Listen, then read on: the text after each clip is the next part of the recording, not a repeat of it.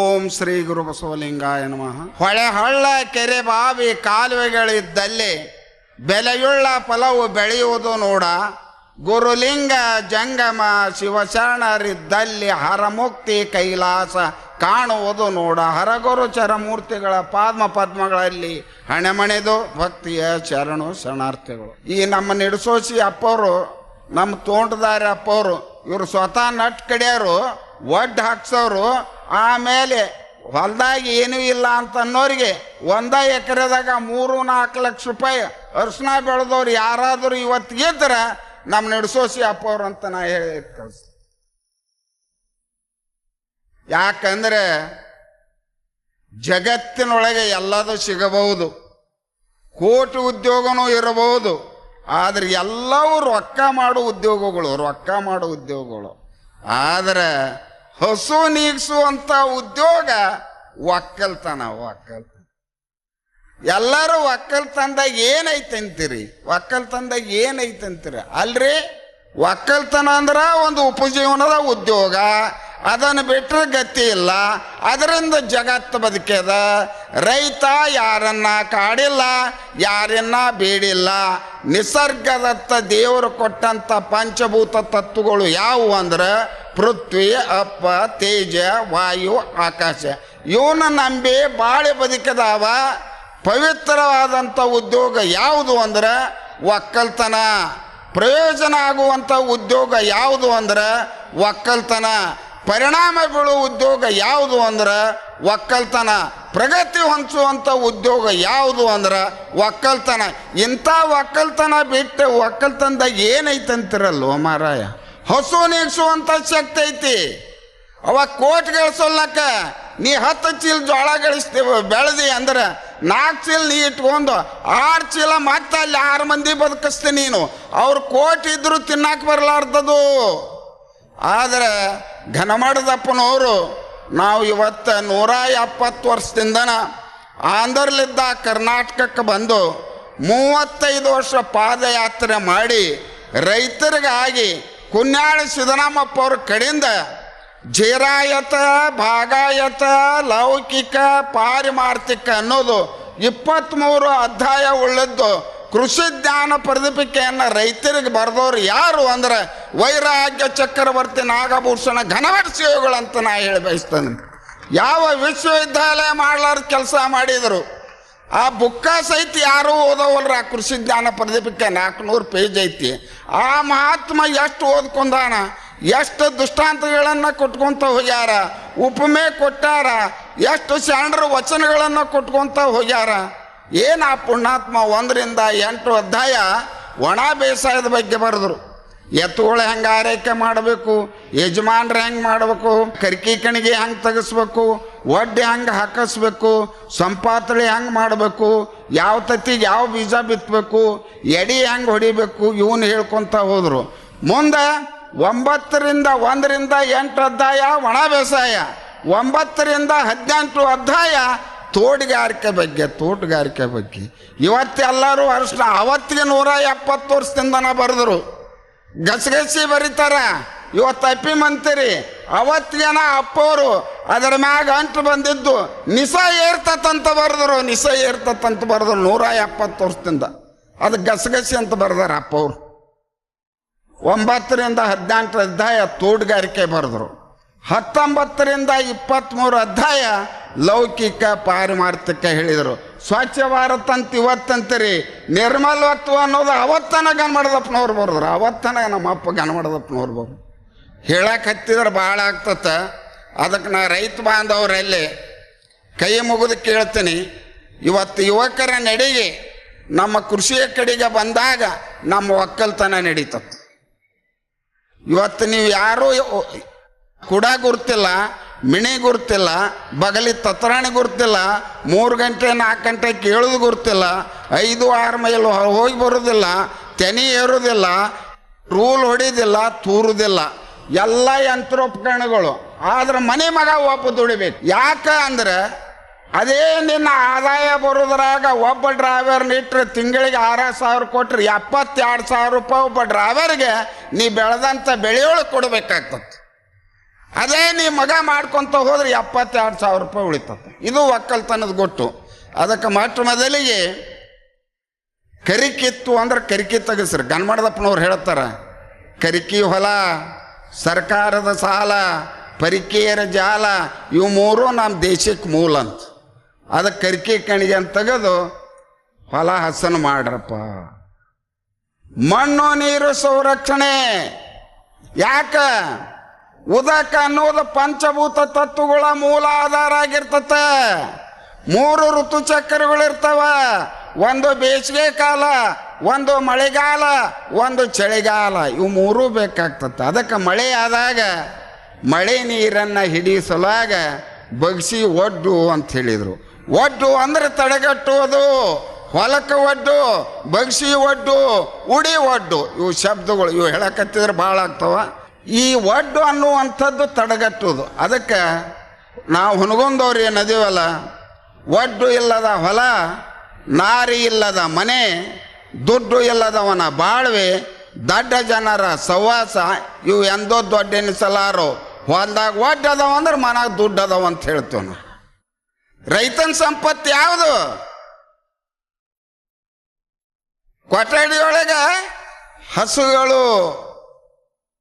ಎಷ್ಟು ಸುಂದರವಾಗಿ ನಮ್ಮ ಬದುಕೈತಿ. ಕೊಠಡಿಯೊಳಗೆ ದನಗಳ ಸಾಲು, ಕಟ್ಟಿ ಮ್ಯಾಗ ನಿಟ್ಟಿನ ಸಾಲು, ಇಟ್ಟಾರು ಒಲೆ ಮ್ಯಾಗ ಹಾಲಿನ ಸಾಲು, ಹೊಟ್ಯಾರ ಬಣಿ ದಡ್ಡಿಯೊಳಗೆ ಹೊಟ್ಟಿನ ಮೇನ್ ಬಡ್ಮಿ, ಕಟ್ಟಿಗೆ, ಕುಳ್ಳು, ರೂಲು, ಬಂಡಿ, ಗಳೆ ಸಾಮಾನ. ಹಾಗೆ ಇದು ನಮ್ಮ ಸಂಪತ್ತು. ಒಡ್ಡು ನಮ್ಮ ಬ್ಯಾಂಕು, ಸಮಪಾತ್ರೆ ನಮ್ಮ ಠೇವಣಿ. ಇದು ನಮ್ಮ ರೈತನ ಸಂಪತ್ತು. ಇದು ನಮ್ಮ ರೈತನ ಸಂಪತ್ತು.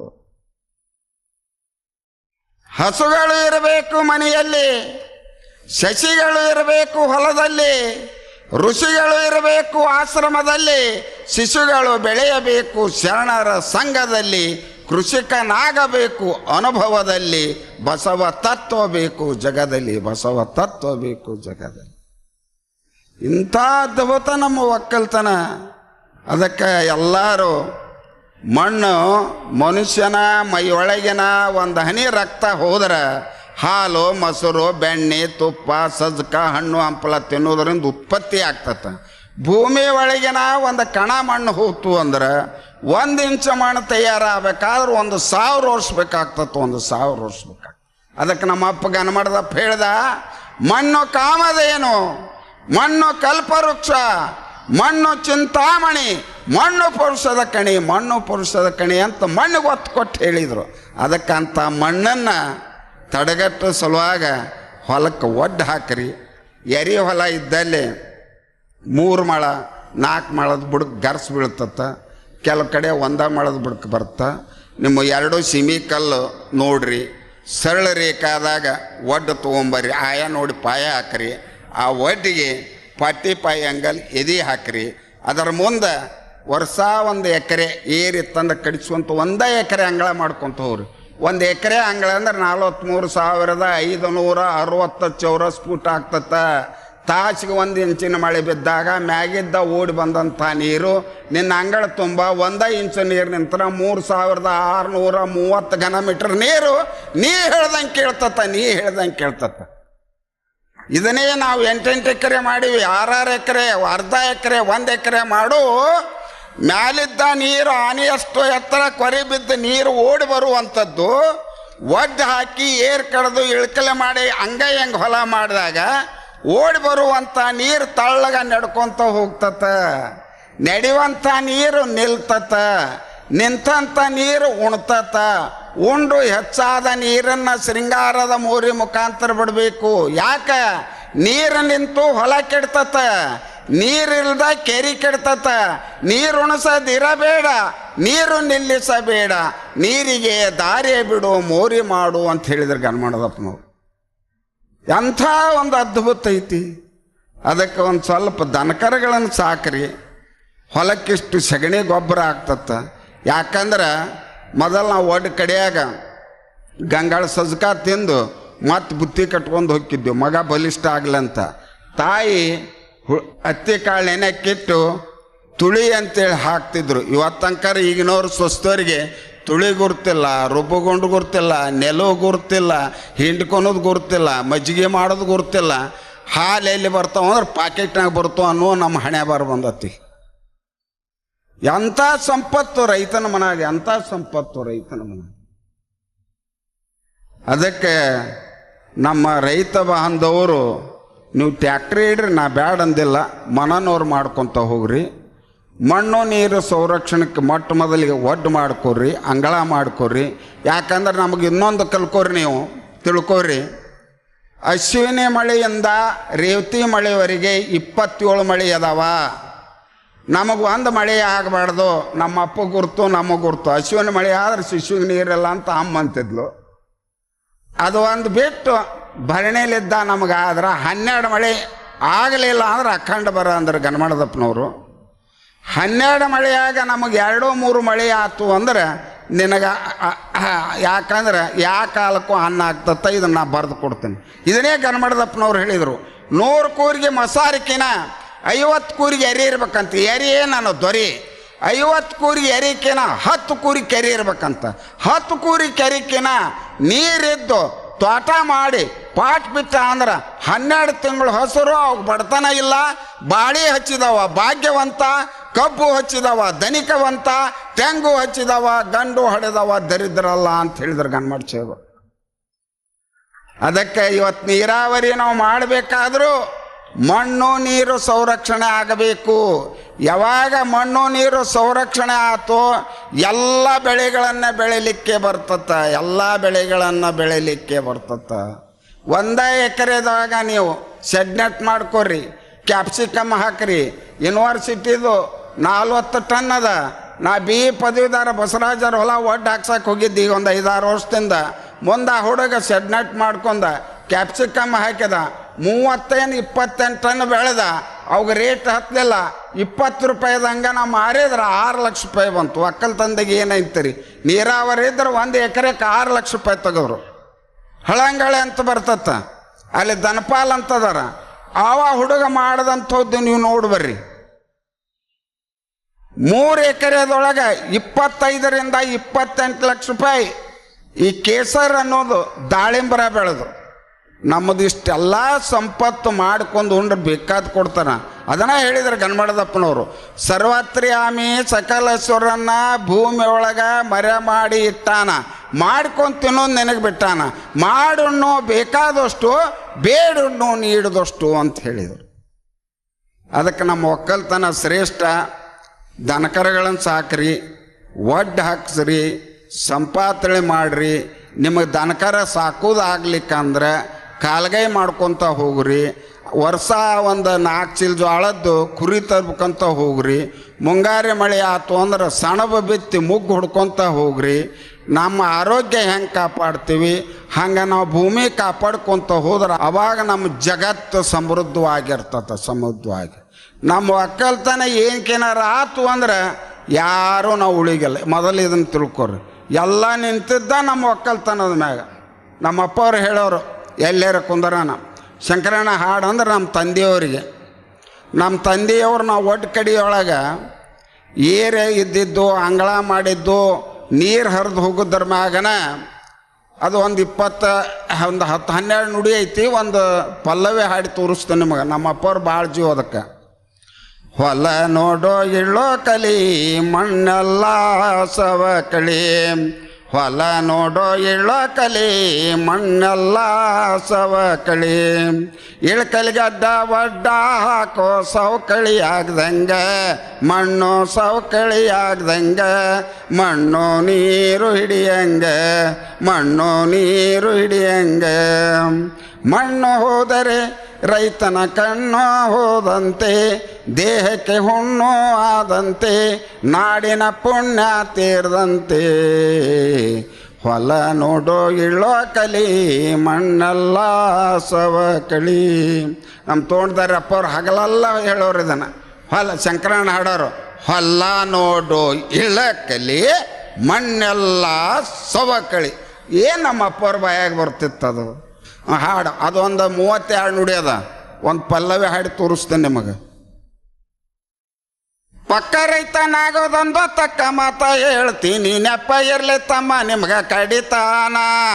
ಒಕ್ಕಲ್ತನದ ಉದ್ಯೋಗಿದು ರೊಕ್ಕ ಮಾಡೋ ಟಂಕ ಸಾಲಿ ಲೆಕ್ಕ ಹಾಕಿ ನೋಡು ನೀನು ದೂರತನ. ಮೂರು ಲೋಕದ ಜನರಿಗೆಲ್ಲ ಅನ್ನ ನೀರು ಹಾಕದು ಭೂಮಿ ಕಣ್ಣಾರೆ ನೋಡ್ತಿದ್ದಿ ದಿನ ದಿನ. ಮಣ್ಣು ತಿಂದು ಹುಟ್ಟಿ ನೀನು ಮಣ್ಣು ತಿಂದು ಬೆಳೆದಿತ್ತಮ್ಮ, ಬೆಳಬ್ಯಾಡೋ ಮಣ್ಣಿನ ಗಣಿತಾನ. ಚಡ್ಡಿ ಹಾಕಿ ಸೊಡ್ಡ ಹೊಡೆದು ಗಡ್ಡಿ ಮಾನಿ ಆಡುವಾಗ ಬೈಗೆ ಬಡ್ಕೊಳ್ಳೋದು ಕೆಮ್ಮಣ್ಣ. ಮಣ್ಣಿನ ಗುಣ ನೋಡು ಚಿನ್ನದಕ್ಕಿಂತ ಚೊಕ್ಕ ಕುಸ್ತಿಯ ಹುಡುಗನ ಮೈ ಬಣ್ಣ. ಗಡ್ಡಿ ಮಾನಿ ಆಡಕ್ಕೇನು ಅಡ್ಡಿ ಇಲ್ಲ ನೋಡ್ತಮ್ಮ, ಗೊಡ್ಡಿ ಕೆವಿ ಬಡಿಬೇಡೋ ನೀ ಮುಂದ. ಸೊಡ್ಡ ಹೊಡೆದ ವಾರಿ ಹೊಲ್ಕ ಒದ್ದ ಹಾಕ ಮುಂದ ನೀನು ಉಣ್ತಿದ್ದಿ ಎರಡು ಎಮ್ಮೆ ಹಾಲು ಹೈನ. ದೊಡ್ಡದೊಂದು ಹಸರಿನ ಮುಂದ ಗುಡ್ಡದಂತ ಒಡ್ಡು ಹಾಕಿ ದುಡ್ಡು ಕಳ್ಕೊಂಡು ಹೋದಿಗಿದಿ ಜಾಕಿ ನೀನು. ದೊಡ್ಡ ಮಾಡ ನೀರು ಬಿದ್ದು ಒಡ್ಡು ಬಿದ್ದು ಆ ಹೊಲ ಬಡ್ಡ್ಯಾಗ ಹೋಗ್ತೈತಿ ನೋಡಣ್ಣ. ವಾರಿಗುಂಟ ಒಡ್ಡು ಹಾಕಿ ನೀರು ಜಾರಿ ಹೋಗುದಂಗ ಮೋರಿ ಕಟ್ಟೋ ಕಲ್ಲಿನಿಂದ ಸಣ್ಣ ಸಣ್ಣ ಏರಿ ಕಡಿಸಿ ಮಣ್ಣು ತೆಗಿಸಿ ನೀರೇರಿ ಬರುವಂತೆ ಎಲ್ಲ ಕಡೆ ಮಾಡೋ ನೀ ಬಂದ ಸೌನ. ಪಕ್ಕ ರೈತನಾಗೋದೊಂದು ತಕ್ಕ ಮಾತ ಹೇಳ್ತೀನಿ, ನೆಪ ಇರಲಿ ತಮ್ಮ ನಿಮ್ಗ ಕಡಿತಾನ. ನೆಪ ಇರಲಿ ತಮ್ಮ ನಿಮ್ಗ ಕಡಿತಾನ. ಇದನ್ನೊಂದು 32 ನುಡಿ. ಇದು ಇಲ್ಕಲ್ಲ ಮಠದಾಗ ಅಲ್ಲೇ ಹುಡುಗರು ಕರ್ಕೊಂಡು ನಮ್ಮ ತಂದೆಯವರು ಕೋಲಾಟದಾಗೂ ಇದನ್ನು ಜೋಡಿಸ್ಬಿಟ್ಟಿದ್ರು. ಇವೆಲ್ಲ ನಮ್ಮ ಅಪ್ಪವರು ನಮಗೆ ಹಗಲಲ್ಲ ಅನ್ನೋದು, ಮಗ್ಗಲ್ ಕುಂದರ್ಸೋದು ಇವೆಲ್ಲ ಹೇಳ್ಯಾವಲ್ಲ. ಈ ಹೆತ್ತವನ ಮರು ನಮಗೆ ಯಾವಾಗ ಆಗಬೇಕ್ರಪ್ಪ? ಅದಕ್ಕೆ ವಿನಯವಿಲ್ಲದೆ ವಿದ್ಯೆ ಬಾರದು, ಪುಣ್ಯವಿಲ್ಲದೆ ಜ್ಞಾನ ದೊರೆಯದು, ಚೆನ್ನಾಗಿ ಬೇಸಾಯವಿಲ್ಲದೆ ಭೂಮಿ ಬೆಳೆಯದು, ಅಣ್ಣ ಬಸವಣ್ಣನ ತತ್ವವಿಲ್ಲದೆ ಸುಖ ಶಾಂತಿ ತೋರುದು ಹೇಳ ಚಿತ್ತರಿಗೆ ವಿಜಯ ಮಹಾಂತ ಅಂತ ಹೇಳಿ. ಆರೋಗ್ಯಕ್ಕೆ ಹಣ ಬೇಕಾಗ್ತತ, ಐಶ್ವರ್ಯಕ್ಕೆ ಪುಣ್ಯ ಬೇಕಾಗ್ತತ, ಗೃಹಸ್ಥಾಶ್ರಮಕ್ಕೆ ಹೆಣ್ಣು ಬೇಕಾಗ್ತತ, ಸೌಂದರ್ಯ ನೋಡಲು ದೇಹಕ್ಕೆ ಕಣ್ಣು ಬೇಕಾಗ್ತತ, ಬಾಳಿ ಬದುಕಲು ಮಣ್ಣು ಬೇಕಾಗ್ತತ, ಜಗದ ಕಲ್ಯಾಣಕ್ಕೆ ಬಸವ ತತ್ವ ಬೇಕಾಗ್ತತ, ಬಸವ ತತ್ವ ಬೇಕು. ಅದಕ್ಕೆ ನಮ್ಮ ರೈತ ಬಾಂಧವರು ನಾವು ಒತ್ತೊತ್ತು ಹೇಳೋದು, ಮಣ್ಣು ನೀರು ಸಂರಕ್ಷಣೆ ಆಯ್ದ್ರೆ ಬೇಕಾದ ಬಂಗಾರ ಬೆಳಿತೀರಿ ನೀವು. ಸ್ವಲ್ಪ ನಮ್ಮ ಸಂಪತ್ತು ದನಕರಗಳದ್ದು ಇವನ್ನ ಇಷ್ಟು ಮಾಡ್ಕೊಂಬಿಡ್ರಿ, ನಮ್ಮ ದೇಶ ಭಾಳ ಇದು ಆಗ್ತತ. ತೊಟ್ಟಿಲದೊಳಗೆ ಶಿಶು ಇರಲಿ, ಅಂಕಣದೊಳಗೆ ಹಸು ಇರಲಿ, ಹೊಲದೊಳಗೆ ಸಸಿ ಇರಲಿ, ಊರೊಳಗೆ ಕೃಷಿಕರಿರಲಿ, ಮಠದೊಳಗೆ ಋಷಿಕರಿರಲಿ, ಪ್ರತಿ ವರ್ಷ ಜಾತ್ರೋ ಮಹೋತ್ಸವ ಗದಿಗಿನಲ್ಲಿ ನಡೆಯಲಿ, ಜಗದೊಳಗೆ ಬಸವ ತತ್ವ ಮೆರೆಯಲಿ ಅಂತ ಹೇಳಿ, ಹಸುವಾದಾಗ ಊಟ ಮಾಡೋನು, ಹಸಿ ಆದಾಗ ಸಸಿ ಹಚ್ಚೋನು, ಕಸುವಿದ್ದಾಗ ದುಡಿದು ಗಳಿಸುವಂಥ ಕೆಲಸ ಮಾಡೋನು. ಮತ್ತೊಮ್ಮೆ ತಮ್ಮೆಲ್ಲರಿಗೂ ನನ್ನ ಭಕ್ತಿಯ ಶರಣು ಶರಣ.